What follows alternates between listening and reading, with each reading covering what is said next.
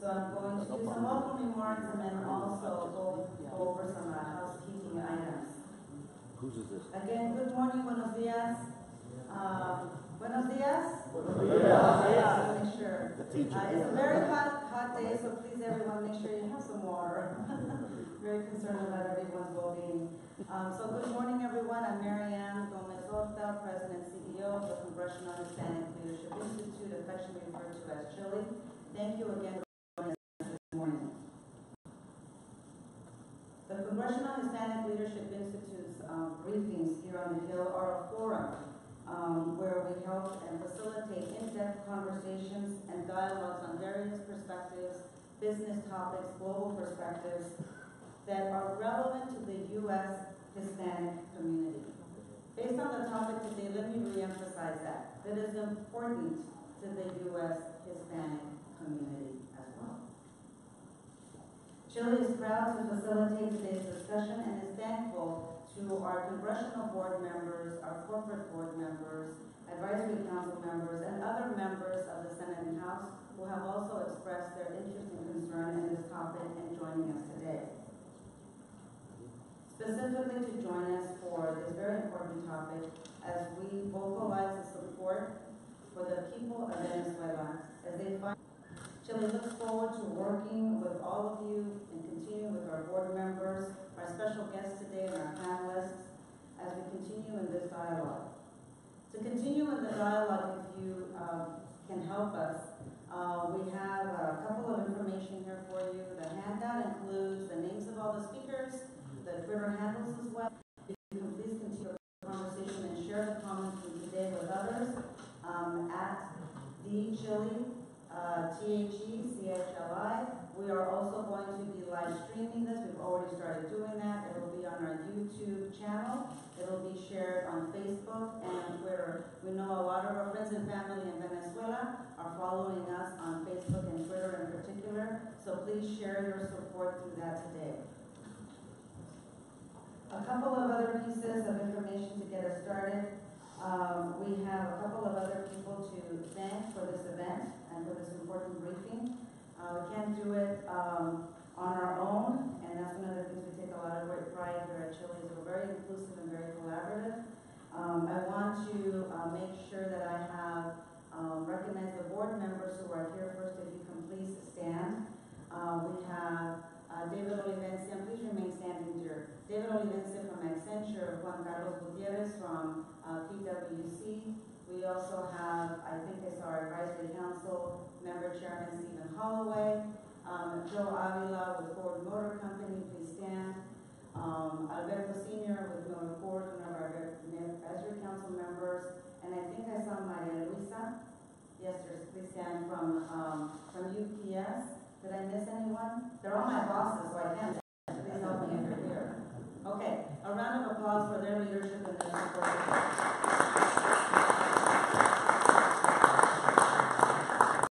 Also on the team, we have Nina Roque, Michelle Lachia, Rudy Vargas, Ethan Starkey, and of course our wonderful, awesome summer interns, Stephanie Hernandez, Lawrence Ward, and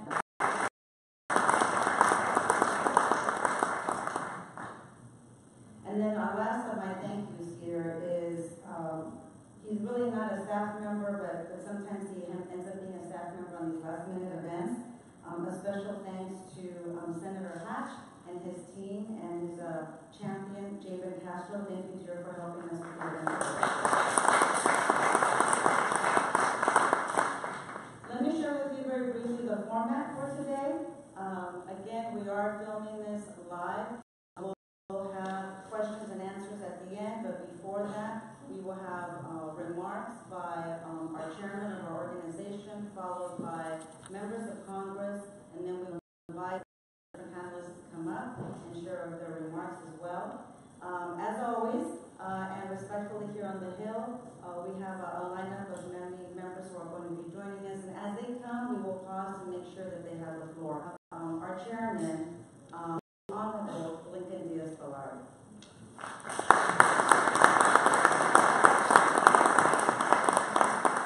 Thank you, Marianne. Thank you very much.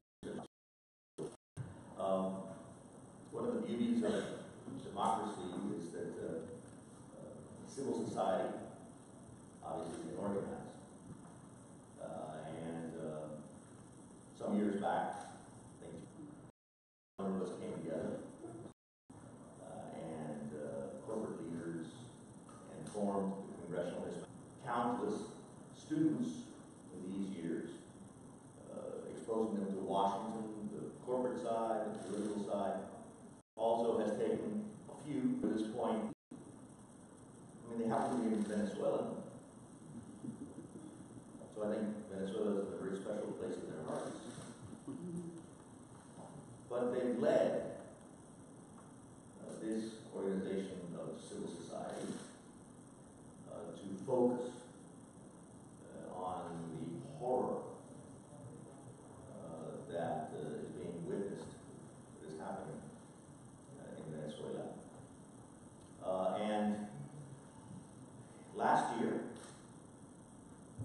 Chile honored, we have a yearly award to an international figure, and heads of state, former heads of state and government have been honored. This year, Dr. Bisset, an extraordinarily admirable member of the Cuban opposition, was honored. And last year, because of the leadership of these extraordinary members of the board, in consensus fashion, unanimously, Chile honored the Bolivians. We weren't able to physically give him the award, but his wife was here living, and his mother. And so we had that occasion to express our admiration for the Bolivian, what he signified. And so let me thank Alberto Sr. and Natalie Reyes and Joe Avila and Carlos Gutierrez. You're the reason. You forced, by the way, unanimously, there's been acquiescence, approval, enthusiastic support. But Chile takes very few positions. So they will be reading later on this morning the position paper that Chile issued on Venezuela. We will, as Marianne said, be receiving throughout the morning some members of Congress that have been very vocal, continue to be very vocal, very active, and really are the leaders on the need to focus upon the tragedy in Venezuela, the need for the international community to simply say no more. At this stage in the development of mankind and our region, it's an abomination. It's simply unacceptable for regimes that massacre their peoples to remain in power. And so we'll be receiving them. I know Liliana Rosleten should be arriving very shortly. And not only is she my sister in the causes, so many causes that we've fought and continue to fight, but obviously someone who I admire very much. My understanding is that Senator Menendez will also be coming to speak to us. Senator Rubio, Congressman Rubello. Don't think that Congressman Mario Diaz-Balart will be able to make it today. He's appropriations and budget markup. And that's not fun, but it has to be done. And let me just say a bit about, if I may, about a perspective that I think is not mentioned sufficiently.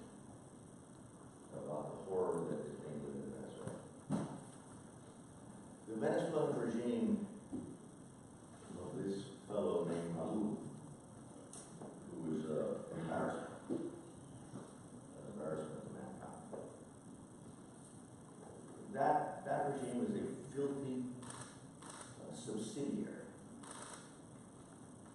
of a major criminal enterprise that has lasted for too long, that is in Havana. The dictatorship in Cuba. And that dictatorship provides not only personal security for the local tyrants, but installs, trains, and helps to carry out the repression of the people in Venezuela. It obviously then, that dictatorship survives by exporting, renting slaves, protecting narco-trafficking, again, through Venezuela, to North America, to Europe.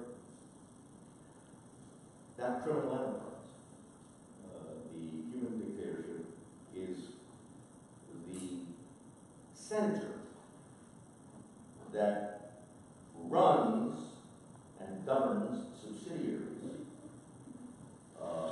criminal subsidiaries, like the one in Venezuela. And I think it's important for this hemisphere to take note of that and start talking about it. I think we're seeing, for example, instead of that, people still, heads of state, we're seeing one now in Cuba who's asking for that criminal enterprise, the Cuban dictatorship, to mediate the situation in Venezuela. What is there to mediate? The Venezuelan people can't be any clearer.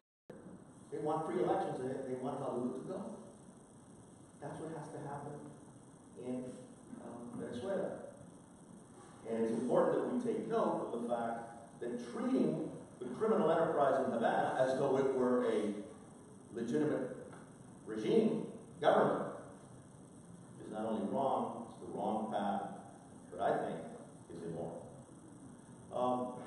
And as I was pointing out to in the gentleman in the press, I think we need to commend Secretary General Almagro, because he is making the OAS, or at least attempting to make the OAS relevant, and making or attempting to make the OAS live consistently with the charter of the OAS and inter-American law, that, as you know, requires exercise of representative democracy, as the inter-American law calls for solidarity of all the American states with peoples in our hemisphere who lose their self-determination. And Secretary General Maduro is trying to do it.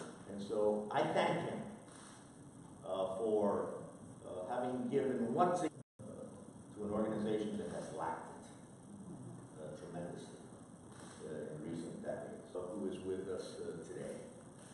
Mi hermana legislativa mencionaba anteriormente Ileana Ross-Lebanon is open to all ideas, confused on the issue of human rights, democracy, and self-determination. There's no negotiation. Ileana Ross-Lebanon is someone who I admire and always will admire deeply. Thank you for being here today. Thank you so much.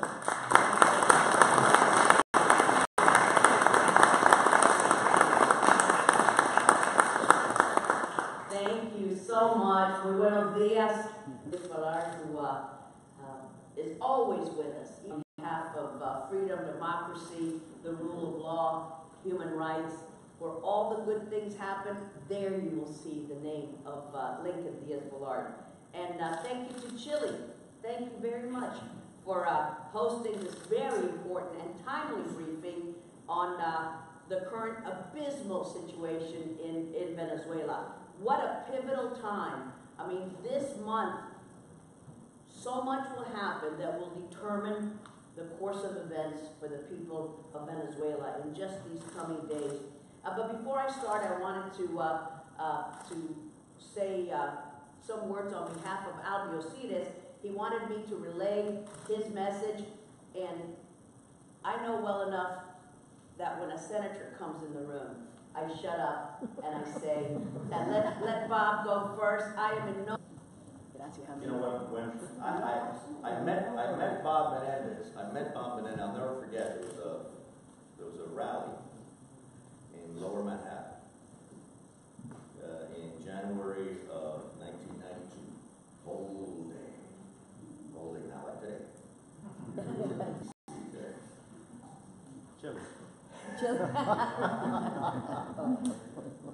Remember 50,000 people gathered in Lower Manhattan by the Javits Center. I met you there. Obviously, I knew about you and knew that we would then coincide in Congress after that year, where our friendship flourished. And by the way, as an aside, you know, there's a newspaper that says all the news that's fit to print. That's his motto. And I think it's from New York.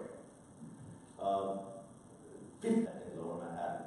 And I don't recall one word about those 50,000 people. So that day I met Bob Menendez. Then we coincided in Congress. Our friendship grew. My admiration for him grows each day. Fought harder, more diligently, more effectively for human rights, for the national interest of the United States, and for the cause of freedom than Senator Bob Menendez. The price of having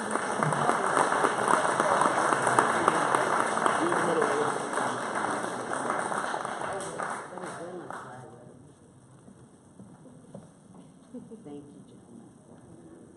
Everybody right here? ¿Cómo estás, amigo? Right here? Pero ni una palabra en el New York Times y 50. All the news is fit to print. Gracias. Thank you, Bobby. Bueno, muy buenos días, bienvenidos al Capitolio de la Nación. Y es interesante que hemos conseguido esta escena, este lugar, porque es el Comité de Finanzas, del cual yo soy miembro. Y a ver si yo no lo puedo conseguir. If I was smart, in the days I used to practice law, I would say I would rest my case and leave. But I know you wanted me to say a few remarks, but Lincoln Diaz-Balart is an extraordinary member of the House of Representatives who is here, extraordinary leader in our community, and still has the flaming passion for democracy and human rights, not just in his native homeland of Cuba, but throughout the hemisphere and the world. And so we're going to be proud to accept your invitation to be here. So to my dear friend and colleague, thank you for the courtesy of being able to go first, and we are going to miss you passionately when you retire this year. A historical figure, the first Latina in the United States Congress.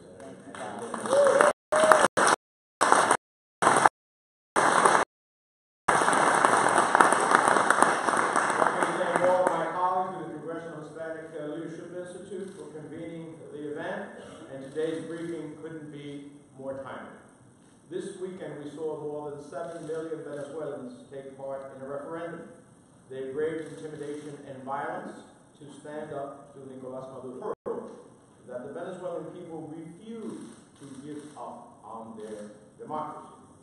Now the United States of America tells the people of Venezuela that we will them. For years, Chavez. He has consolidated power, corrupting the courts, and removing checks on his executive authority. He has silenced the political opposition, denying the Venezuelan people their rights and throwing those who advocate for democracy in jail. And through his unrelenting control of the Venezuelan economy, he has condemned his own people. He has condemned his own people to poverty, starvation, and immense suffering.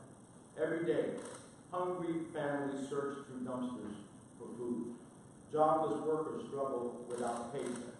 Patients succumb to completely preventable diseases. Meanwhile, Maduro continues to amass wealth and power. His actions are straight out of the playbooks Chávez, Fidel Castro, and other brutal dictators. Like those before him, he brandishes a failed ideological stand argument that the people of Venezuela suffer under Maduro. We have both a moral obligation and a strategic imperative to protect democracy in Venezuela. We are talking about a nearly failed state in our own country. And what happens in Venezuela matters to the United States and to the world. Many Venezuelans are fleeing to neighboring Colombia, itself managing a precarious peace process. Here at home, we have Venezuelan Americans in our communities whose families are suffering, who themselves have suffered at the hands of the government. Meanwhile, Maduro's efforts to retain power grow more dangerous by the day. With his coffers drying up and his international credibility on the world, his cronies launder money that ends up in real estate in Miami, and the line between Maduro's thugs and transnational organizations whose operations also touch the United States. Earlier this year, I sounded the alarm as a member of the Senate Foreign Relations Committee over the Venezuela state-owned oil company, PDVSA, in its possible default on a loan from Russia, state-owned company's Rosneft. The Rosneft has taken 49% of PDVSA's shares. It could have bought additional shares in the open market, which means it could be a majority stakeholder in PDVSA. There's already been one default on a loan from Russia to Venezuela. If, in fact, that default and or any others is used by Rosneft to get the majority of the shareholding of PDVSA, which owns Citgo and energy infrastructure here in the United States, owned by the Russian government. And I think we can all agree that the last thing we need to do is to open the doors of our critical infrastructure to Russian interference. For all of these reasons and so much more, we must continue to take action. We must continue to publicly call for Maduro to return the power to the Venezuelan people. We must make clear that the United States unequivocally stands for democracy, freedom, and the rule of law in Venezuela. And it's important to do so with our friends throughout the Western Hemisphere, including the leading voices in Mexico, Canada, Peru, Argentina, and the OAS who have condemned Maduro's abuse. Of course, our commitment to democracy and freedom in Venezuela must be more than words. It demands action. Fortunately, there is a strong bipartisan support in Congress to increase pressure on Maduro and support the Venezuelan people. And passed into law the Defense of Human Rights and Civil Society Act. Congress extended those sanctions in 2016. These sanctions have a real impact. We've heard from opposition leaders on the ground in Venezuela about how we move forward on some particular other sanctions. To that support for Maduro's regime, whether it be tacit or explicit, and sets a dangerous precedent here in our hemisphere. We'll also discuss the Venezuelan Humanitarian Assistance in Defense of Democratic Governance Act, a bipartisan bill I recently introduced with a group of colleagues. Beyond providing funding for food, medicine, and technical assistance, the legislation calls on the administration to develop a multilateral strategy to support democracy and free elections in Venezuela, and specifically to support the OAS's democracy restoration and election monitoring efforts. The events of the past week have shown us that Venezuela is at a crossroads between democracy and tyranny. That makes our support for the people of Venezuela more urgent than ever. History has shown us that desperate dictators, especially those with ties to nefarious actors around the world, will stop at nothing to maintain their grip on power. And in Venezuela's case, we know that there is no cruelty, no violence, no power grab too great for Nicolas Maduro. Now Maduro and his state-owned media outlets continue to paint our actions as some part of an external plot to subvert. But what Maduro doesn't understand is that this isn't about him. It is about the people of Venezuela. It is about standing up for democracy and firm. It's about staying true to our values. And it is about ensuring that those values for freedom, for democracy, for human rights, which are in essence contained in the democratic charter of the OAS, do not flounder, but flourish throughout the Western Hemisphere. That is our charge. Esa es nuestra obligación. No es una intervención en los asuntos de Venezuela de insistir que la posición hemisférica de la OEA, que actualmente habla de democracia y la Carta Democrática, sea observado en todo el hemisferio. Si permitimos que Maduro haga lo que está haciendo en Venezuela, entonces los dominos en el hemisferio es peligroso. Y por eso tenemos que hacer todo lo posible, alzar nuestras voces, nuestros votos, y vamos a hacer todo lo posible para asegurar que los hermanos venezolanos de nuevo tengan su democracia y su país. Muchísimas gracias.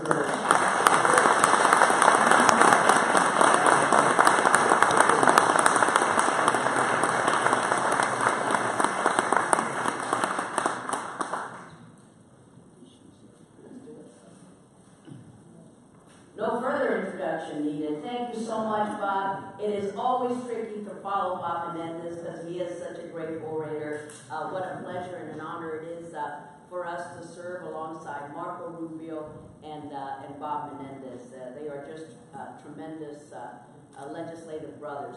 But I wanted to say that to give excuses on behalf of Alvio Alcides because he sends his regrets. He was unable to be with us today, so he asked me to say that he stands with the people of Venezuela, and I honestly could say that it is my honor to now yield the floor to our great esteemed senator from Florida, Marco Rubio.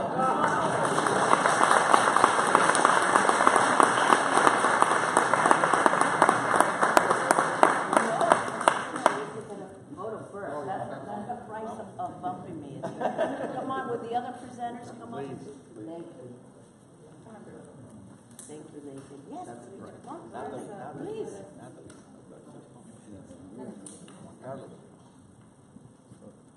Oops. Everybody can turn a little more. Man. Okay, which is well, we get it right there.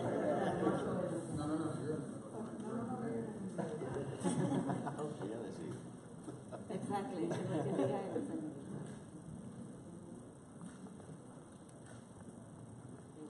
And right here. Can't hold my stomach in that long.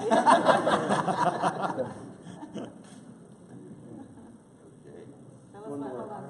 Tell us one next. Okay, that's it. Yeah, absolutely. Marco Rubio. Thank you very much. Muchísimas gracias.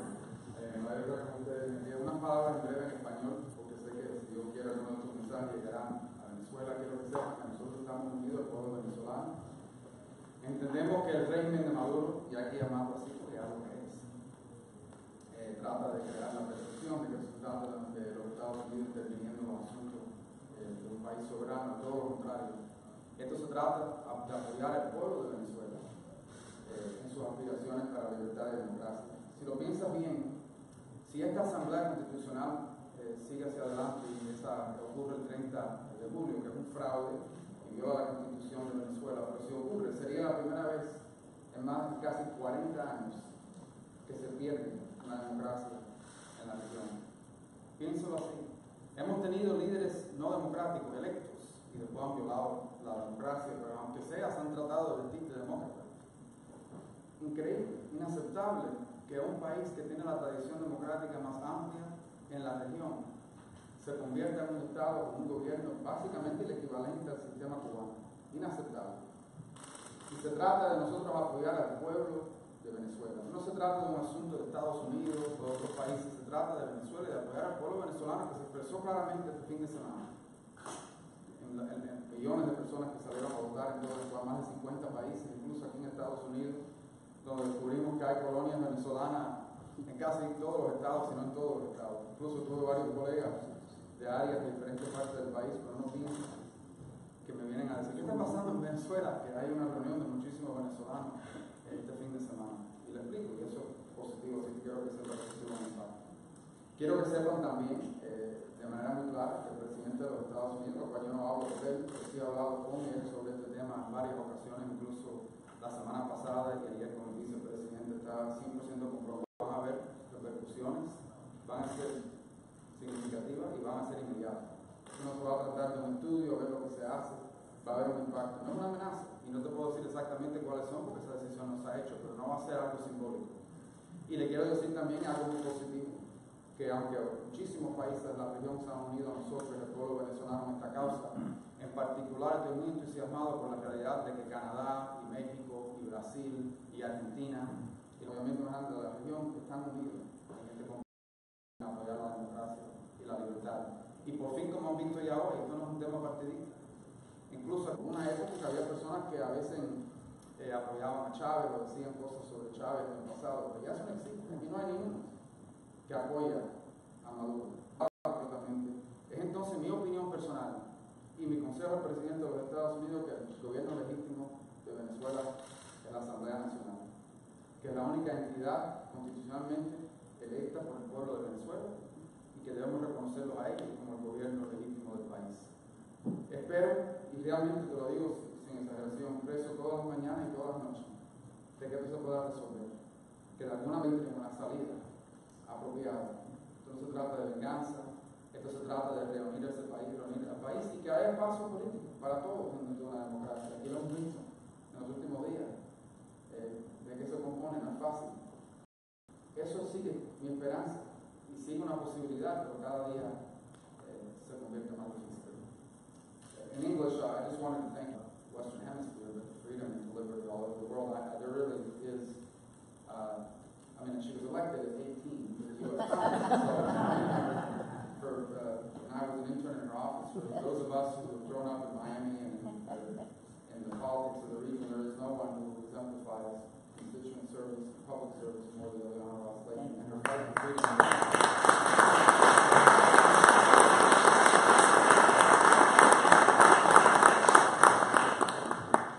First job in politics as an intern. My second was as a campaign volunteer in the campaign of Lincoln Diaz-Balart, so I'm 2-0 there. And then, of course, I served with Mario Diaz-Balart, where we sat next to each other on the floor of the Florida House of Representatives for 2 years. It was an exciting experience to work with him, and we continue to work, and I'm proud of Noah. And of course, you saw Bob Menendez, and I say this to you, I know he's not in the room now, but Bob, it's truly one of the people we work with the closest. It's beyond politics, it's personal, tremendous admiration for him.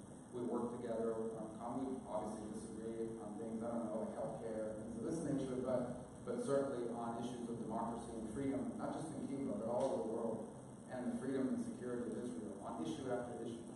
And I just tell you this, if I'm ever in a political battle of some sort on a cause in Congress, I want Bob Menendez on my side. And I can't say that in strong enough terms. And it unites us in this cause, which is not about interfering in the internal affairs of Venezuela. It's about supporting the people of Venezuela. In essence, this is a cause they've taken up. If millions of people had shown up this Sunday in support of moving in the Cuba direction, it would be very disappointing. But that's not what happened.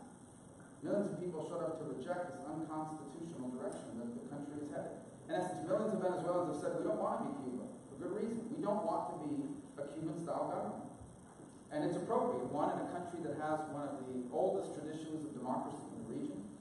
And how tragic would it be if on July 30th this month, that constitutional order was overthrown, and what would take its place is no less than a Cuban-style government. It is not an exaggeration to say that. They are basically taking the Cuban model of government and are going to impose it on Venezuela.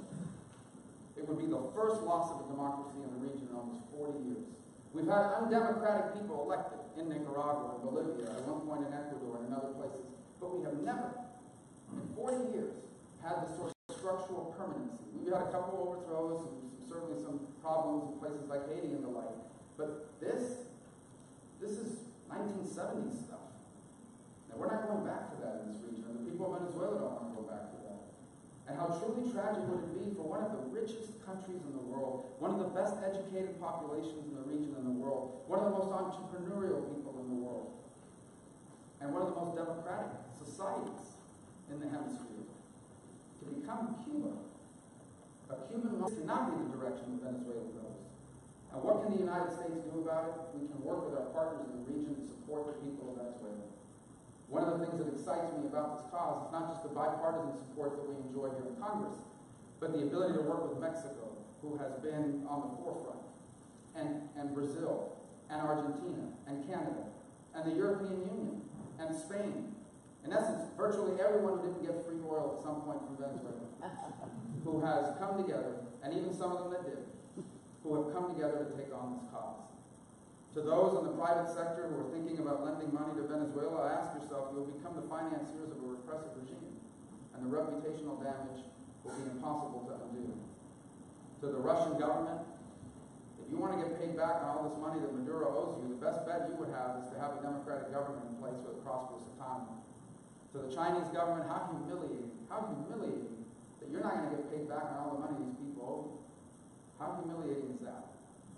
In essence, it's my hope that, and it's my prayer, I say this without exaggeration, I do pray often, morning and night, but I try to every day, that this thing will resolve its way forward, that in essence reasonable people will realize that this is not a sustainable path forward, and that they will come together and figure out a way forward that creates a space for everyone in that society, except of course for drug lords like Gustavo Carrillo and those who surround them. And this is an important way forward for the country, for them and for us. We're prepared to support that effort.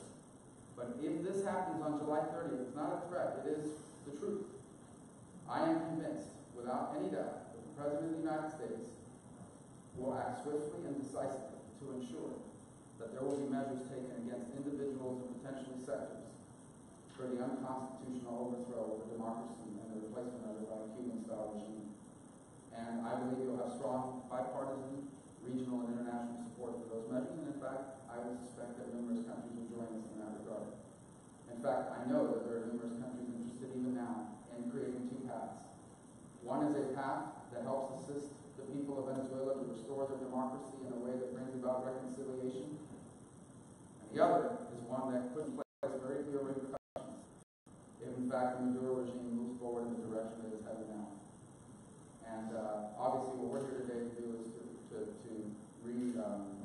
restate our support for the people of Venezuela and to once again marvel and congratulate them for their bravery and their courage. It is, I will admit, simple and easy, though important, to come together here today behind a podium and give a speech and put out tweets. But it is difficult to take to the streets or put you back on that motorcycle, take you to a secret prison and torture you. It's difficult to do that, and yet people do that every day. And it brings perspective to our own plight. Here in the United States, we are blessed with this republic, and we have very vibrant debates, and people attack us with words, and we attack back with words, and we have debates. And we sometimes need to bring some perspective to that. There are places in this world where the legislative body is attacked by the people who are supposed to protect them. There are places in the world where protesters don't just get arrested because they blocked an entrance. They get their head cracked open, they get taken to prison, and the family may never hear about them again. There are places in the world where people take to the streets to vote, as they did on Sunday, or to hold up a sign as they do every day, and they get shot at. Oftentimes by people with uniforms, increasingly by people on motorcycles without uniforms, as part of these colectivo bandits who have been empowered by the Cuban government through the Venezuelan government to conduct these atrocities. So we are 100% committed to the cause of freedom, liberty, democracy, and constitutional order in Venezuela. And I think you will find in the United States Congress that there is not a single person on either party that is prepared to look the other way if they move forward on this issue. And I just think, I want to kind of conclude by perhaps where I should have stated the mission of their work here in this nation, to ensure that the cause of Venezuela and its democracy and freedom is not forgotten. And I thank you guys for the opportunity to speak to you about it this morning. We'll have a hearing later today. The OAS Secretary will be there. We'll be discussing some of the challenges they face in that regard. But you have in the room, whether it was Bob coming earlier, or now Liliana and others who will be here later today, and of course with our Congressman Emeritus and Lincoln Diaz-Balart, who always is a great convening power to bring us together, and all of you, the voices we need to continue to carry this cause forward. Thank you. Que Dios bendiga a Venezuela. Venezuela sea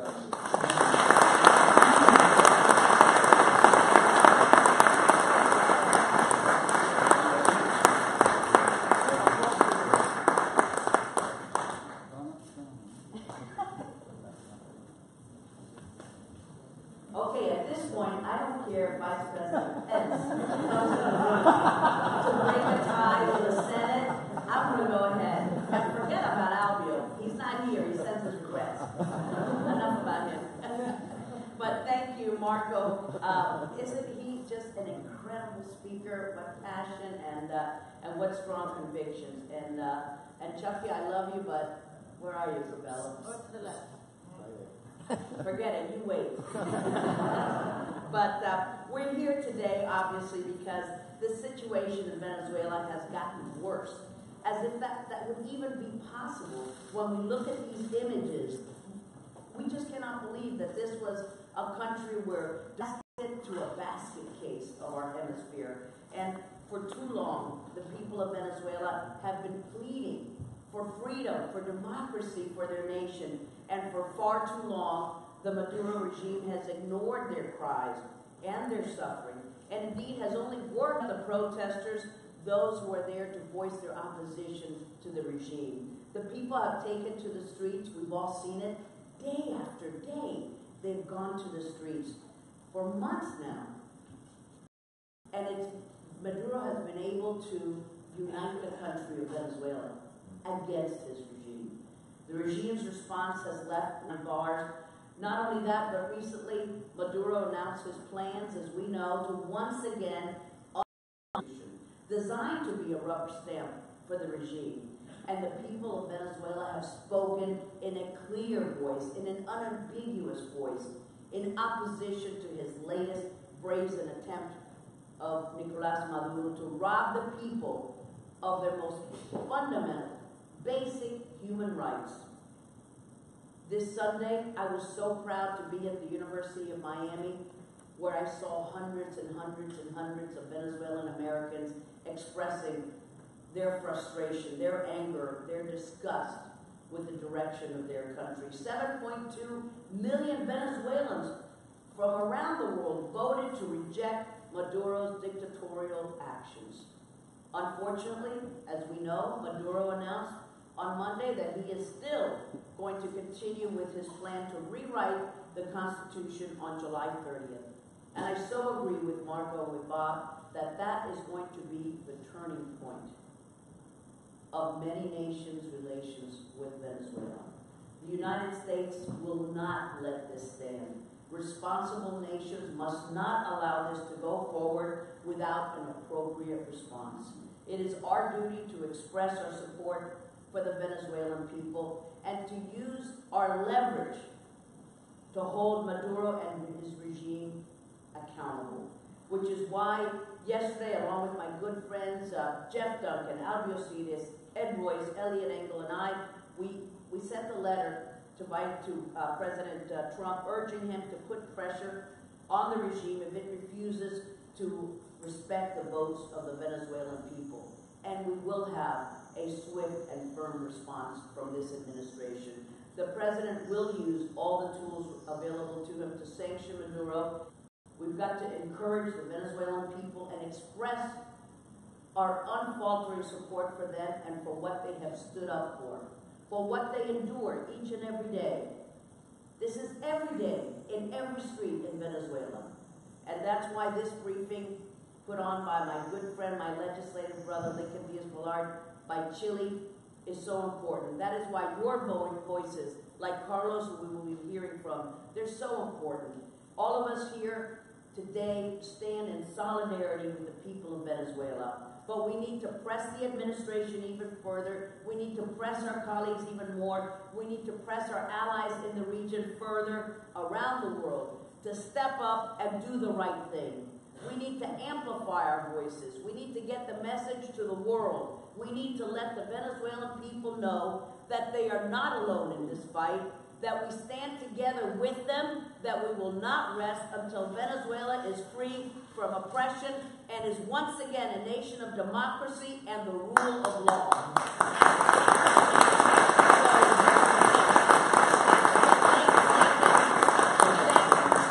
Chile, for everything that you have done. Thank you for bringing this issue to light. And now it is my pleasure to introduce my latest legislative brother. The latest is the greatest. Carlos Curbelo, Chucky as I call him.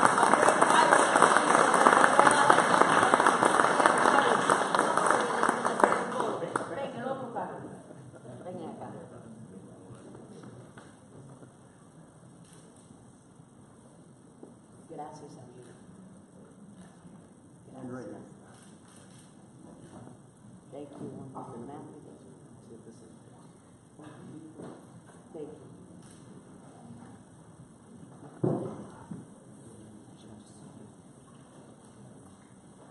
Muchísimas gracias a mi colega Iliana Ross-Lettinen, que es nuestra lideresa en la Cámara en cuanto a todos los temas. Nos reunimos aquí melancólicos, tristes, sabiendo las dificultades por las cuales atraviesa Venezuela en estos momentos, pero también llenos de esperanza, porque conocemos al pueblo venezolano, porque sabemos lo que fue Venezuela y sabemos que podrá ser mucho mejor, un faro de libertad, de prosperidad en Sudamérica. Esa es la visión, lo que deseamos para el futuro de Venezuela. Quiero darle las gracias a CHLI, al congresista Lincoln Díaz Valar, por este acto, por hacer conciencia aquí en el Congreso sobre la realidad venezolana, por hacerle saber a las personas aquí que millones de venezolanos votaron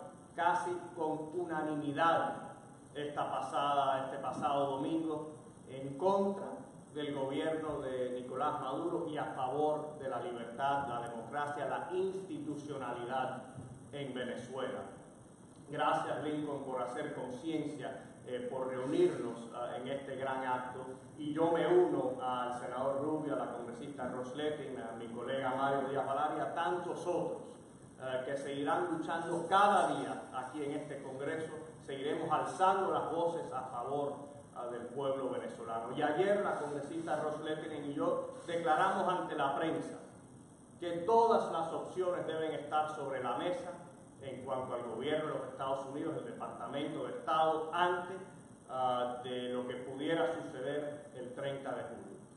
Es una situación grave y es una situación que requiere una respuesta firme, contundente por parte del gobierno de los Estados Unidos. Y tenemos la dicha que hay un gobierno en Estados Unidos en este momento que considera una prioridad todo lo que está aconteciendo, no solo en Venezuela, sino en las Américas. Eso es algo que faltó aquí durante mucho tiempo, ese énfasis, ese enfoque sobre lo que está sucediendo en Venezuela. Sabemos que es de una manera contundente y que sí, aunque algunos, los cínicos, dirán, bueno, pero Estados Unidos, por ejemplo, en Medio Oriente, no se preocupa tanto por el tema de los derechos humanos.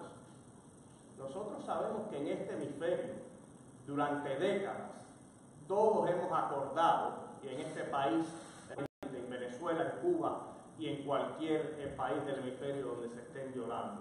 I want to thank Congressman Lincoln Díaz-Balart, my friend and mentor in Chile, for bringing us all together, for raising awareness here in the Congress regarding what is happening in Venezuela, for making sure that every member of Congress knows that just last Sunday, millions of Venezuelans, more than 7 million, all over the world, but especially in Venezuela, voted against the Maduro dictatorship, for democracy, for the institutions of Venezuela that were established in the 1999 Constitution by Hugo Chavez, by the way. And the more we can do to raise awareness here in Washington, D.C., regarding what's happening in Venezuela, the more we can do to gain more allies for the Venezuelan people and further isolate the illegitimate dictatorship of Nicolás Maduro, the better. And Congresswoman Ross-Lettinen and I declared to the press yesterday that every option should be on the table when it comes to dealing with the Venezuelan regime, especially in anticipation of what could happen on the 30th of July, a complete violation of the will of the Venezuelan people. I believe that the United States should be prepared to de-recognize the Maduro regime as a legitimate representative of the Venezuelan people and to recognize the National Assembly as the true representatives, the legitimate in this institution, in the House, in the Senate, to raise awareness, to raise our voices for the Venezuelan people will make a difference and will go a long way towards advancing this cause, because it has been too long, just like it has been too long for the Cuban people. And most people are coming to the understanding that this is all part of the same movement, the same cancer that has been sickening the Cuban people and the Venezuelan people for decades now. So I'm very proud to stand here with Chile, with so many Venezuelan activists and heroes that over 20 years have fought every single day for this cause. And I feel blessed to be a small part of the effort to restore freedom, democracy, and the dignity of every Venezuelan. Thank you all very much.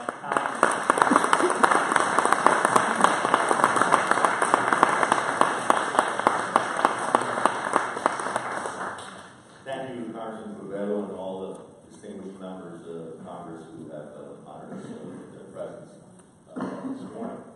Natalie, you weren't here, but Chile has focused, as it should have, before the distinguished panel that we are so grateful is introduced. I'd like to ask Alberto Sr. To speak, and I'd like not only the Venezuelan members of the Board and Advisory Council, but the other members of the Chile Board and Advisory Council who are here to stand behind Alberto, and yet we're very proud for the fact that we came together unanimously in support of the people of Venezuela. I know Alberto will make reference to that statement, and again, my profound gratitude, mi gratitud a los venezolanos que son parte del liderazgo de Chile por haber enfocado la atención, no solo que ha sucedido unánimemente por el liderazgo de esta organización de la sociedad civil, que es el Congressional Hispanic Leadership Institute, sino para que todo el mundo se dé cuenta en todas las democracias, y especialmente en este hemisferio, donde el derecho interamericano desde 1948 requiere la democracia representativa como el único sistema legítimo para los pueblos de este hemisferio, para que el mundo, y especialmente este hemisferio, se enfoque en la opresión y en la necesidad de que Venezuela sea libre, de que Cuba sea libre. Nuestra admiración al digno, noble y valiente pueblo venezolano, que está en las calles todos los días luchando por su libertad, y estoy seguro que lo va a lograr, y después va a tener un efecto muy importante, porque el otro pueblo encadenado no va a estar encadenado por mucho tiempo tampoco, que es el pueblo cubano. Alberto, sí.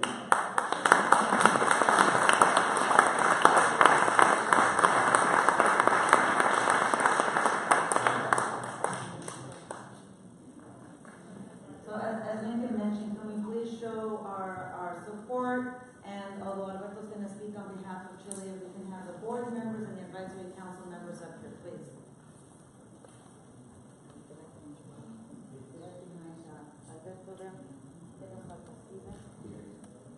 Get as close as you can to it.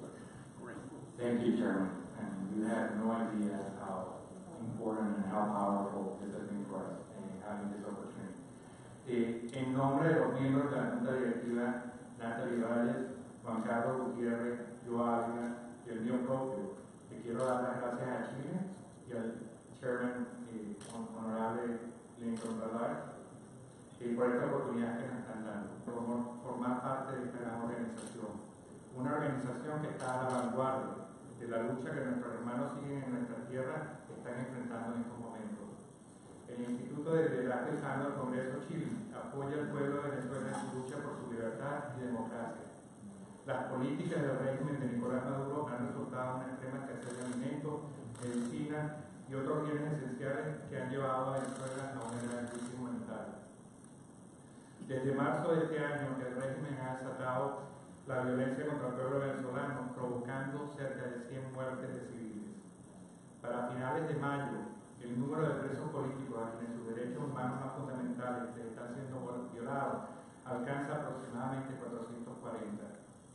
Uno de esos presos políticos es Leopoldo López, quien ha estado bajo arresto por más de 3 años y quien fue homenajeado en el 2016 con el Premio al Liderazgo Internacional de Chile. Chile le prometió a él, a su familia y al pueblo de Venezuela solidaridad en su lucha por unas elecciones libres y justas en Venezuela. Chile exhorta a los miembros del Congreso a apoyar al pueblo de Venezuela denunciando el brutal régimen de Maduro, destacando las atrocidades del régimen y facilitando la ayuda humanitaria. Chile le agradece a los congresistas miembros de su junta directiva y otros miembros del Congreso que han expresado su apoyo al pueblo de Venezuela y espera colaborar con ellos, con estos congresistas, para continuar concientizando al mundo sobre la terrible situación en Venezuela. Chile también insta a otras organizaciones nacionales a apoyar al pueblo de Venezuela y denunciar al régimen mediante la emisión de declaraciones de apoyo a la democracia y a la organización de esfuerzos para la ayuda humanitaria. Chile está urgiendo a los medios de comunicación nacionales a hacer conocer las atrocidades que están ocurriendo actualmente en Venezuela para que el público americano pueda estar informado sobre esta crisis en nuestro hemisferio. Chile reconoce que la situación en Venezuela tiene implicaciones para los hispanoamericanos, para Estados Unidos y para todo el hemisferio occidental, y Chile cree que tomar una posición es imprescindible. Como ciudadanos de Estados Unidos y del mundo, tenemos que denunciar al brutal régimen de Maduro y mantenernos firmes junto al pueblo de Venezuela que está luchando por sus derechos humanos más básicos y por la libertad y la democracia. Muchas gracias.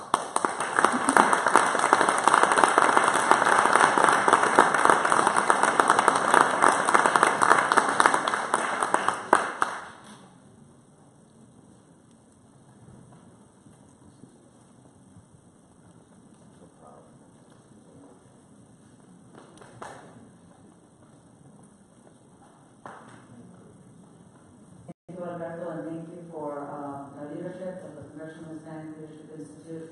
I'm honored to be part of that. Thank you so much, all of you. We will continue the program. I know we had planned to get a little bit more informal, but we wanted to make sure that we had other perspectives as well. For the cameras, if you can please help us a little bit to make sure that the people right behind you are able to see, I would really appreciate that.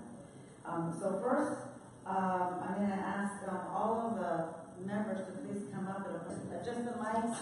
Let me get the proper titles here and the introductions while you get settled. Eric Farnsworth, Vice President of the Council of the Americas here in the Washington, D.C. office, is going to help us a little bit here, facilitate some of this conversation. I think the next one is Jared. Jared here is an international human rights lawyer and advocate with Perseus Strategies. Did I say that right there? Thank you. Next, we have Julio Enriquez, an immigration and human rights attorney with the Venezuelan human rights group, Foro Penal. And then we also have Carlos Vecchio, Venezuelan lawyer and pro-democracy activist with Voluntad Popular. Please join me in a round of applause of welcoming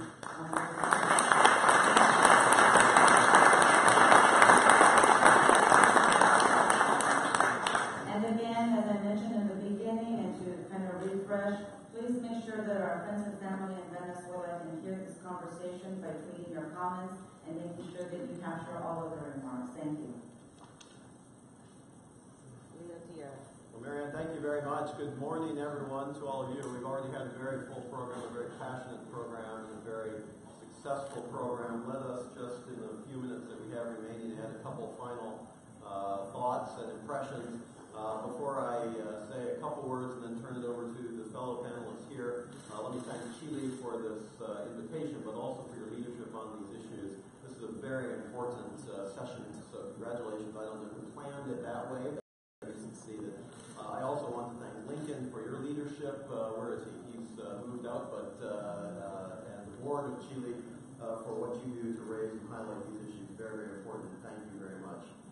We've already heard a lot about the pending Constituyente at the end of this month and what that may mean for Venezuela, the people of Venezuela, and for democracy in Venezuela. But let me take a little bit of a broader perspective in 2 or 3 minutes to remind us that this is not just something that has occurred overnight. In fact, for an extended period of time, some would say actually 18 years, Venezuela has been on a downward slide. Oil prices were historically high for a time, that is true, allowing the government there to redistribute national wealth while beginning to reorient the economic and political system. The problem, of course, and we've heard already today, is that the model that was instituted was fundamentally unsustainable, and lower prices coupled with lower production, a full-scale assault on the non-oil productive sector, and other activities has left the economy in tatters. In fact, we've had deep double-digit recession and now depression in Venezuela year on year. Meanwhile, of course, as we've heard, the authoritarian governance structure required to push the economy toward socialism has led to the diminution or, in fact, outright elimination of the democratic process, including the ability of most institutions to provide checks and balances both on and within the executive. The one exception, of course, and we've heard this by several speakers already, is the National Assembly, which the Venezuelan people overwhelmingly handed to opposition legislators in December of 2015. Subsequently, of course, the government has taken repeated intentional measures to reduce the importance and indeed the relevance of the democratically elected legislature, but it's very important to say that the legislators themselves have not allowed to the regime. Suffering is amplified by a lack of medical equipment, yes, but doctors themselves, human capital, have been fleeing the country, and basic life-giving medicines and procedures are no longer available. Corruption and the looting of the national patrimony, including PDVSA, is rampant. There are allegations that senior government officials and security officials are involved in drug trafficking. We've heard about that. Common crime is out of control. Caracas has been identified. Let me repeat that. In the world. At one point, Venezuela was the wealthiest nation in Latin America. The Concorde, in fact, regularly traveled from Paris to Caracas. That was so long ago, indeed, to be economically guaranteed as well. The government, despite controlling the world's largest proven fantastic, futuristic fantasy. In Venezuela, the Hunger Games is a documentary. And that's something that I think we have to recognize and frankly urge that we reverse course. Without continued firm, consistent calls for a return to the democratic path, backed up by a real, coordinated resolve and a commitment to use the most effective leverage points available, the international community will, in my view, be indirectly complicit in Venezuela's collapse. The healthy respect for sovereignty is good and should be respected by all parties, as we've been talking about already this morning, but sovereignty itself should not be an excuse to turn away from humanitarian tragedy that impact favorably. In my estimation, as the situation on the ground becomes increasingly desperate, the time has come for a new approach. And in fact, I think that's what we're going to hear right now from the other three panelists. And with that, they have been introduced by Marianne and introduced effectively. So let me, with that, simply ask the next panelist to give his comments. We're going to turn to Julio Enriquez and with the Foro Penal for his comments and perspective. And let me just kick it off by saying, Julio, you know, we've all been painting a pretty desperate picture of Venezuela. Is it really that bad? Well, alarmed at the fact that we had over 3,693 arrests for people. That was alarming back then.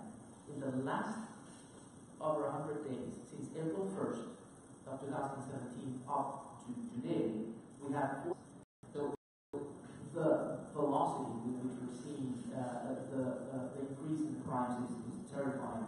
Actually, 415 of the people that were recently arrested are civilians who have been tried in military tribunals. The numbers of political prisoners went from 11 before Maduro took power to 444 today. The government has developed these defense plans, and basically the regime has coordinated with paramilitary groups to crack down on peaceful demonstrations in the streets. And they're using these, we call them raquetas, they're known as military armored personal carriers, to violently break and enter into civilians' residences. They ram through the doors with these big cars.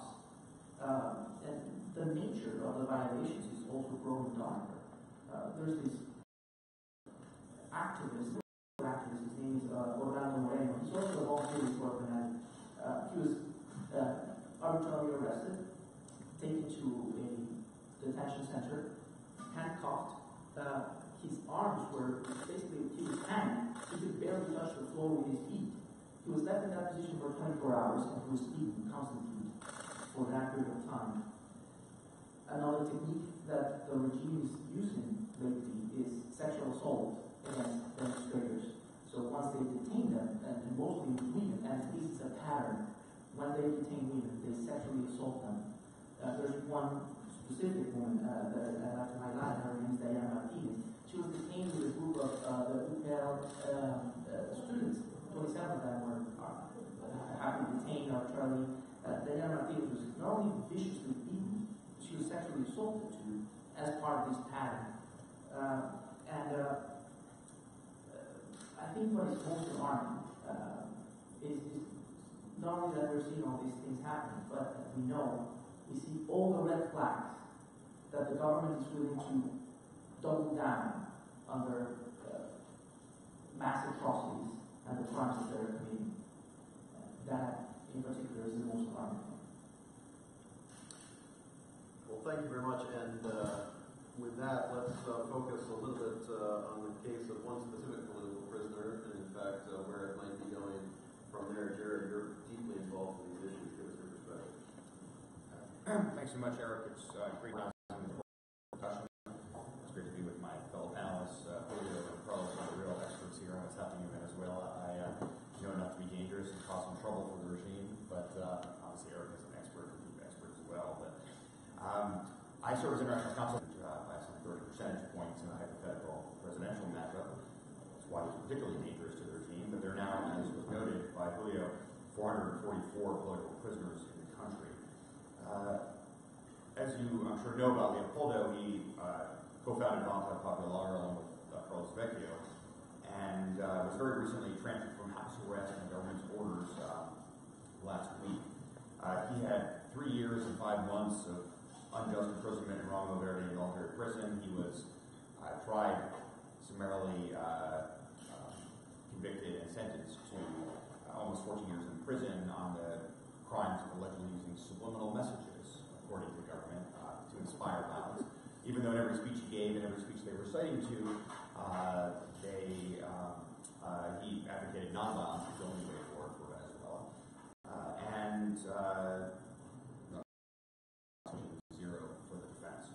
And it went on that way from there. He, of course, has also been designated by Amnesty International as a prisoner of conscience.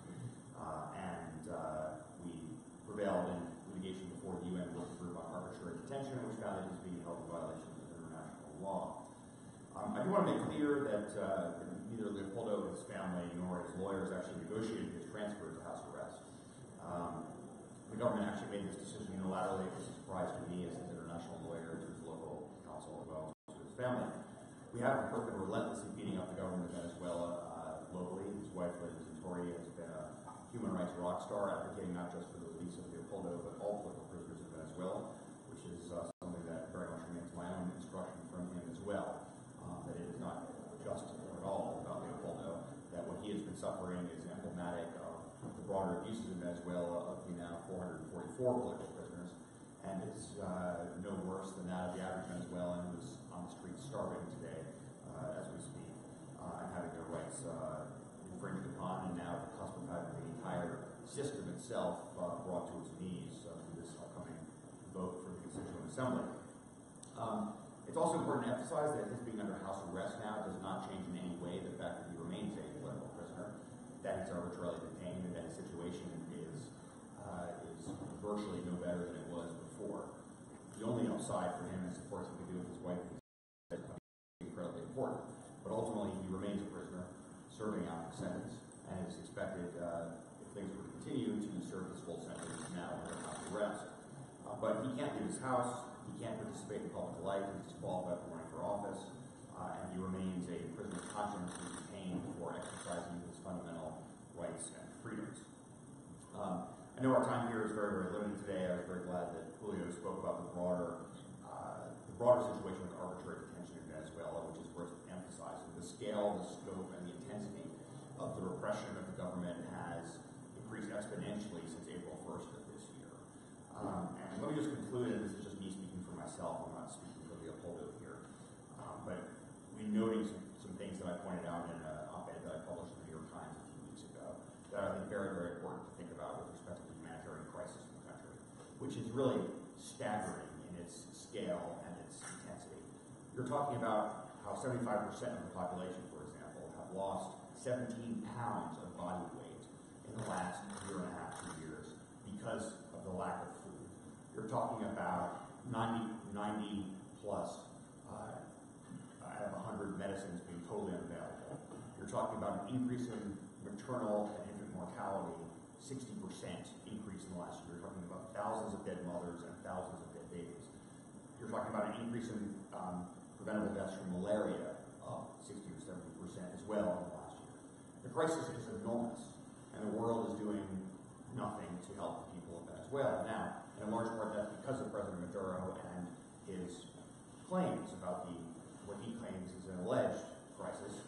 He first denies that there is a crisis at all, and then he says that the CIA is really trying to manufacture a crisis in order to justify regime change. Obviously, nothing could be further from the truth, and the people of Venezuela know the truth more than anyone else. Apparently, he needs to step outside of his palace and go actually into the streets to see people eating from garbage heaps for any piece of rotted food that they can find in order to survive.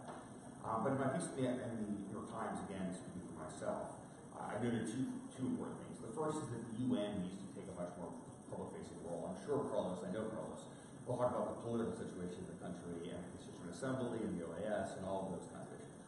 But the UN has a critical role to play in terms of humanitarian relief. Right now, there is no humanitarian coordinator, much like the pattern that the UN has had over its history of coming to a crisis well beyond the point at which it should have. And so one of the things I called for was for Secretary General Guterres to appoint a humanitarian coordinator to be a focal point for all the data being gathered by UN agencies about what's going on, and to plan a serious intervention.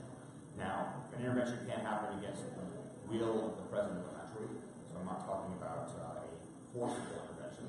But in my view, in the relatively near future, Maduro will either be forced to change his mind and decide that he will allow the UN in, or he'll lose control of his own borders and of the government. And at that point, the international community could step in and provide that relief. But there needs to be a plan put in place to actually do that. The other point related to humanitarian engagement relates to the need for there to be a needs assessment done. There needs to be an objective needs assessment of what is happening in Venezuela. And I would urge the Secretary General as well, and I did urge him, to request publicly access to the country so that the UN can conduct a formal needs assessment of what the needs are. I suspect he'll decline that request, but again, that will then only reinforce the arbitrary way in which Maduro is operating against the interests of his people and make it easier to engage things for a more forward-leaning way than the UN. The last point relates to what he is doing in respect of the humanitarian crisis, being crimes against humanity under international law. And this is important because actually Venezuela is a party to their own statute, which established the International Criminal Court, and therefore the court has jurisdiction over crimes committed within its borders. And there are two sets of crimes that can to arbitrary detention, which is at a scale and scope that could qualify as crimes against humanity. And the second relates to a catch-all category of crimes against humanity, which is described as, more broadly, creating conditions of life designed to cause great suffering or death. And my view is, as an international human rights lawyer, that the willful denial of the humanitarian crisis in this country that is directly leading to documentable deaths of people, more than 10,000 or 15,000 extra deaths from maternal and infant mortality because of the crisis, thousands of deaths coming from death from preventable disease and from people dying in hospitals without medicines, and of course people starving to death. All of those things are conditions of life that are causing great suffering or death. That alone wouldn't be, lots of people are starving in the world, unfortunately, and there's a desperate need to help anyone who is suffering from starvation or lack of access to proper medicine. But the issue here is that Maduro is denying that this even is the case, and more importantly, that he's denying help being delivered to the Venezuelan people. He is either, when he learns of things showing up, being brought in by NGOs or others, the military or police will come in and confiscate that, or even arrest those who received it. I know of a story of a doctor who was arrested after receiving medical supplies at a hospital that was delivered by an aid organization. He luckily was released, but spent about a month in jail for having received supplies, or those supplies were turned away at the border. And so my view is that the international community needs to use everything at its disposal through the UN, through the ICC, through the OAS, to ratchet up the pressure on Maduro and the regime to dramatically change course. Leopoldo being moved to house arrest, in my view, is a sign that the pressure is working and is not a reason to pull back in any way, because none of the fundamentals on the ground have changed at all with his transfer to house arrest. But it does demonstrate that the government can respond to pressure, and so now is the time to dramatically increase the pressure, not to pull back in any way. Thanks. Well, Jared, thank you for your powerful comments, and I think we can see that Leopoldo shows well as international lawyer. So congratulations, and you as well for your powerful comments. We're going to shift the gaze a little bit to the broader political process. To Carlos Vecchio, who is deeply involved in organizing the opposition. The very successful Sunday, July 16th. Carlos, tell us a little bit about it. Yeah. Good morning. Thank you, Eric. I want to thank CHLI for this invitation. It's an honor for me being here. Thank you, its President Ariane and its Chairman, Congressman Diaz-Balart. Let me just say a few words in Spanish. Una oportunidad de enseñar a la comunidad cubana y sus padres y sus hijos nos iban a hacer a nosotros el trabajo más fácil en el exilio. Ellos sembraron la bandera de la libertad aquí cuando llegaron. Y cuando nosotros llegamos, ellos han facilitado la lucha por el rescate de la democracia en Venezuela. Y no lo sabían cuando llegaron. También quiero darle las gracias a los venezolanos que están acá.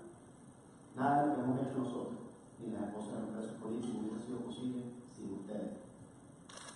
Lo que nosotros somos hoy se lo debemos a nuestro país. Y debemos hacer todo lo que tengamos que hacer para ayudar a nuestros hermanos venezolanos a restablecer la democracia. Así que me siento orgulloso de que ustedes estén acá y han puesto este tema en el corazón del Congreso norteamericano. Thank you.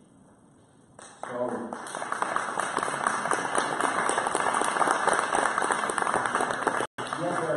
We had extraordinary referendum this last weekend. You know, we have been in the last 3 months demonstrating on the streets in Venezuela claiming for democracy and the respect of human rights. That's what we are doing. And in this context, we wanted to ask the people their support using this mechanism called the referendum. And why we decided to do this? And I want to just highlight this point, because we have been talking about the fraudulent constituent assembly that Maduro has presented to Venezuela. We know that Maduro has the initiative to activate this mechanism, but at the end of the day, the people of Venezuela have to approve if they want to change the constitution, if they want to rewrite the constitution. And Maduro doesn't want to do that. He doesn't want to do that election. And guess why? Why Maduro doesn't want to ask the people if they want to change the constitution? Guess why? Because he will not be able to win any election, fair and transparent election in Venezuela. He doesn't have the majority of the people. That's why we decided to do this referendum. And we had a huge participation. 7.6 million Venezuelans participate in this referendum, including the Venezuelans who are abroad. Close to 700,000 Venezuelans participated in that election. In the U.S., close to 250,000 Venezuelans in the U.S., and in Florida, more than 100,000 Venezuelans. So a lot of Venezuelans outside of our country, and this country has the majority of Venezuela out of Venezuela. So we had a huge participation. But the most important thing for me is the message that the people of Venezuela sent not only to us, to Maduro, but to the rest of the world. We want to resolve our political crisis using a democratic and peaceful mechanism. This is general elections. We want to resolve our crisis in that way, just voting. That's the way it should be.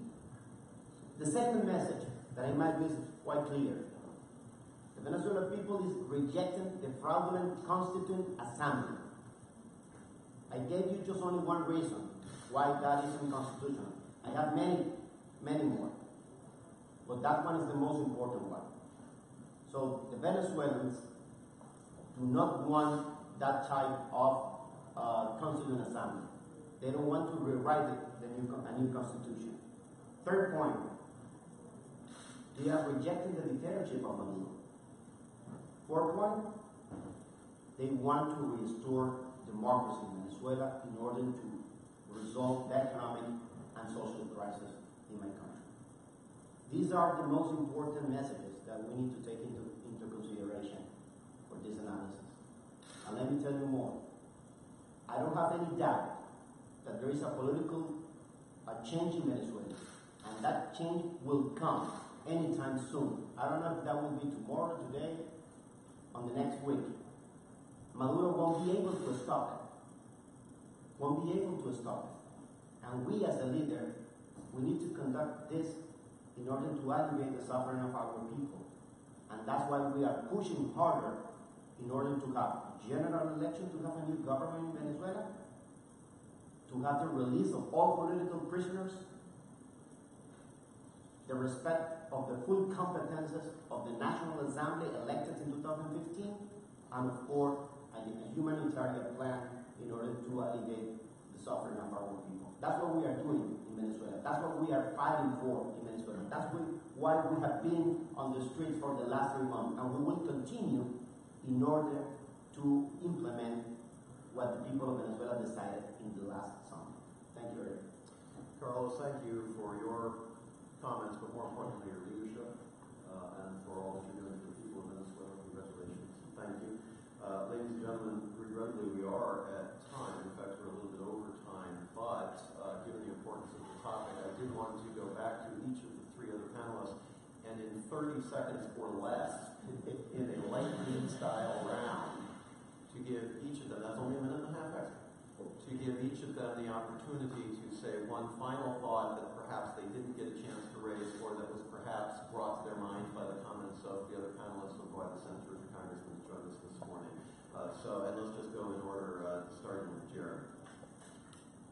Well, I would just drive home the point that I was emphasizing, which is we need to go after Maduro in every possible forum and as hard as possible. Undoubtedly, the OAS is a critical place because it relates to the alteration of the constitutional order, but it's also a narrow place which only focuses on the loss of democracy. It doesn't deal with humanitarian issues, it doesn't deal with the human rights issues. And so we need to go full bore in all these different directions and coordinate that collectively.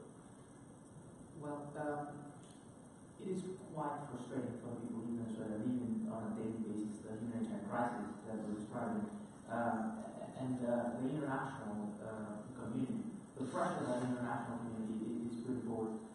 Many people can see it as, well, it's not having a real effect on our daily life. Actually, it is having an effect, and it will continue to have an effect.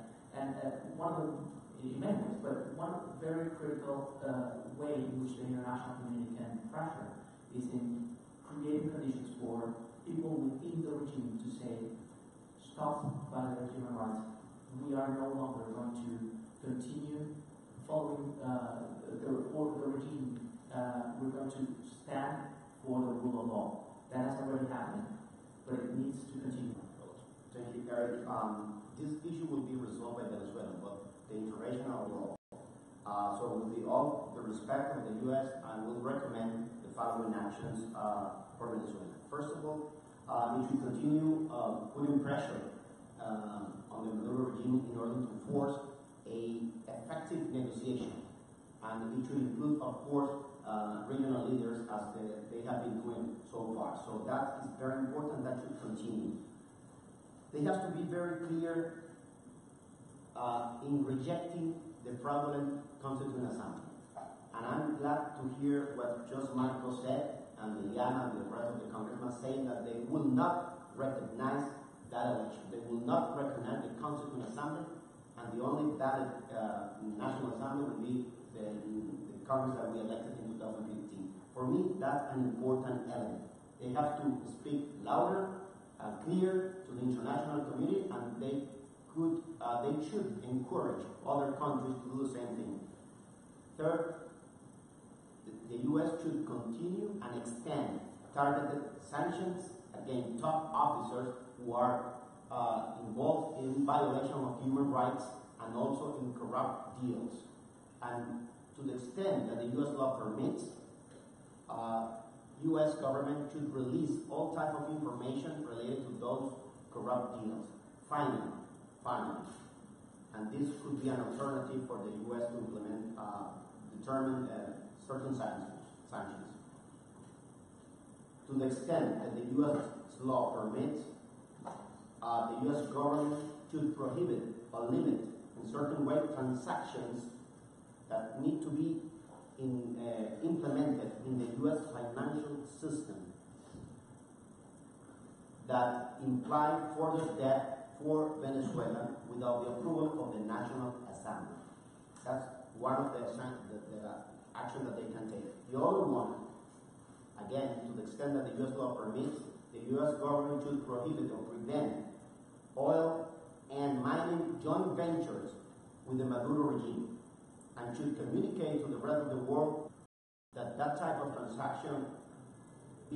Thank you all to the three of the panelists for your outstanding comments. Marianne, who is in reality all of our boss, whether formally or informally, has asked also that we take a couple questions from the floor, which I'm very pleased to be able to do to the extent that there are questions.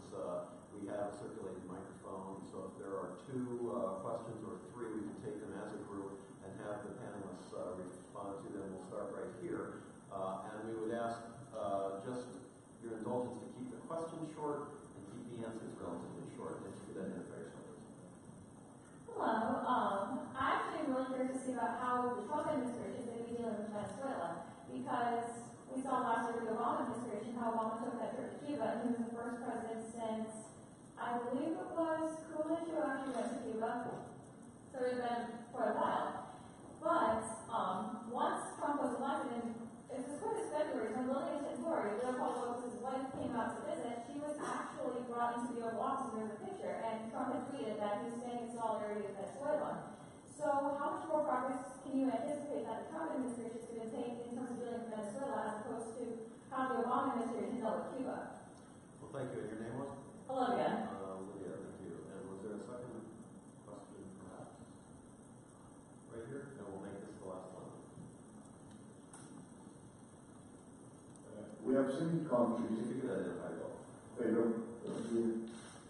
We have seen countries that undergo severe crisis. Venezuela, where human trafficking becomes an issue.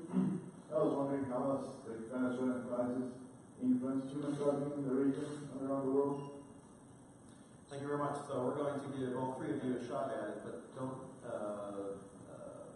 insist on answering it if you don't have particular expertise on those issues. But Carlos, we're going to start with you, and then we're going to conclude with Jerry. I would just, what are you responsible for the last one?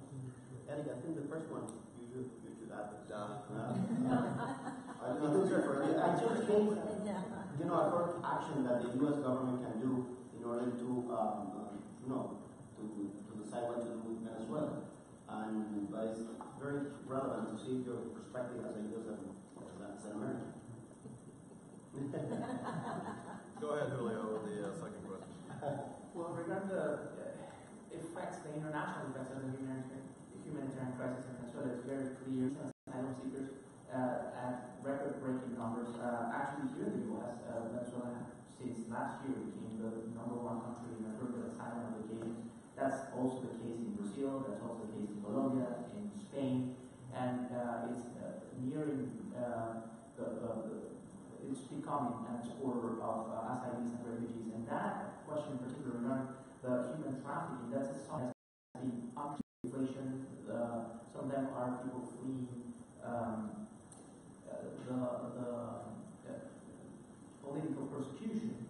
But we also see people that are exploited, and we see horrendous numbers of prostitutes from Venezuela near the border of Colombia, in the islands near Venezuela, like Trinidad, Aruba, Curacao. In Brazil, the record numbers of people that we've seen in the last year alone are horrifying. And yes, indeed, we are seeing human trafficking, and that is a terrifying consequence of the humanitarian massacre. Yeah, I'm going to just address the Trump administration's approach. I think it's dramatically different than President Obama took. I was with Lillian Vittori when she met Vice President Biden. What could he do to improve the situation with the United States? And Biden rightly said, you need to release all your political prisoners. And when we met with him a few months later, Biden said, we'll support any further dialogue with Venezuela without an immediate unconditional release of political prisoners. And this was critically important. And each political party should be able to appoint its own representative. And Leopoldo was the head of his political party, is the head of his political party. Ledesma is the head of his process, which was a dialogue to nowhere. And it was a dialogue to nowhere where the number of political prisoners were doubled in the latter dialogues, many of which took place with her and the government over the years, without benchmarks, timelines, and consequences. Administration coming in very quickly in 1 week reversed Venezuela policy under Obama by sanctioning the sitting vice president as a drug kingpin, which he is, and then meeting Lillian in the Oval Office. There was a decision to eviscerate the powers of the National Assembly, imposing other targeted sanctions on human rights abusers, and plainly the role of the OAS pressing for action there, even under President Trump. And obviously there are plenty of other things down. And the only emotion in my experience that appears to understand, having gone against dozens of them over the years, is fear. Fear of loss of power, fear of justice and accountability. This is how we need to go after who his bankrollers are. We have to go after senior official language with him, and we need to press really, really hard multilaterally as well. Well, thank you, and I would just Yeah, breakfast. Is that cool? I wish we could take everybody's questions. Hello? Just okay. It's just a question that as a Venezuelan, it continues to come out to me and to a lot of people I talk to. Why do we continue using, I think more for paddles, why do we continue using the word negotiation when we're dealing with this pattern that, you don't negotiate with criminals? So why do we continue using that word, and how is it being used? What does it mean?